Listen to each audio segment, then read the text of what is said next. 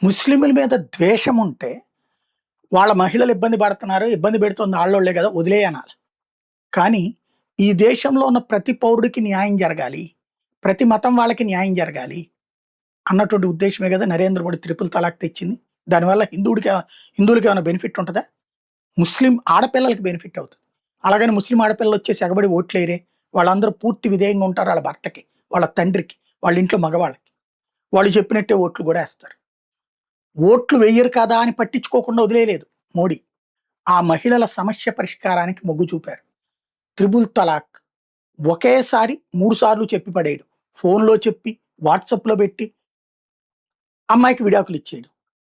ఆ తర్వాత ఏదో పొరపాటు జరిగింది అని చెప్పేసేసి, ఆ విడాకుల్ని క్యాన్సిల్ చేయాలని అంటే గనక, ఆ అమ్మాయి మళ్ళీ అబ్బాయి తండ్రితోనో, అబ్బాయి సోదరుడితోనో పెళ్లి చేసుకొని, వాళ్ళతో కొన్నాళ్ళు కాపురం చేసి, వాళ్ళని సాటిస్ఫై చేసి, ఆ తర్వాతన మళ్ళీ అతను ఒప్పుకున్నాక విడాకులు తీసుకొని ఇతనితో వచ్చేయాలి. ఏంటిది?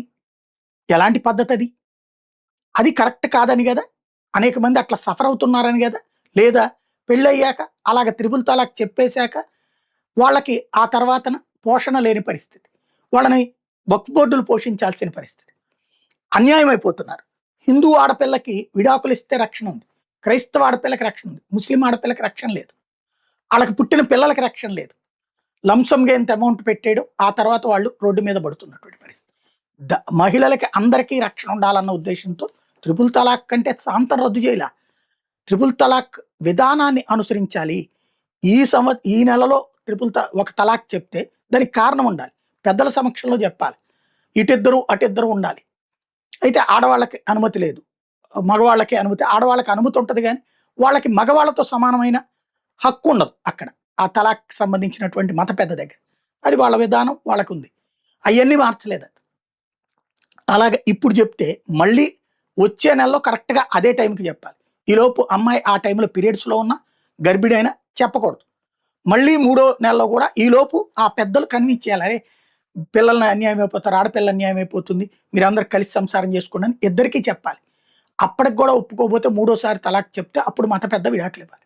అది పోయి నాకు కోపం వస్తే నేను త్రిపుల్ తలాక్ చెప్తా. అది కాదు అనుకుంటే గనక ఒకవేళ కాదనుకుని వీళ్ళిద్దరూ సంసారం చేద్దామన్న మతాచారాల ప్రకారం విరుద్ధమని నేను చెప్పిన ఈ ప్రాసెస్ అంతా చేస్తుండబట్టినే కదా అమ్మాయిల రక్షణ కోసం ఆయన తెచ్చింది.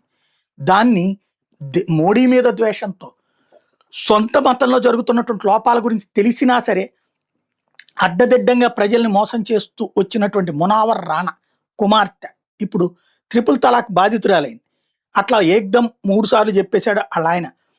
ఒకప్పుడు మునావర్ క్రిటిసైజ్ చేసిన అదే త్రిపుల్ తలాక్ ఇప్పుడు వాళ్ళ అమ్మాయి షిఫాకి ఉపయోగపడుతుంది. షిఫా ఇప్పుడు ఆ అంశం మీద కంప్లైంట్ ఇచ్చింది. త్రిపుల్ తలాక్ మీద కేసు నమోదు చేసి విచారిస్తున్నారు.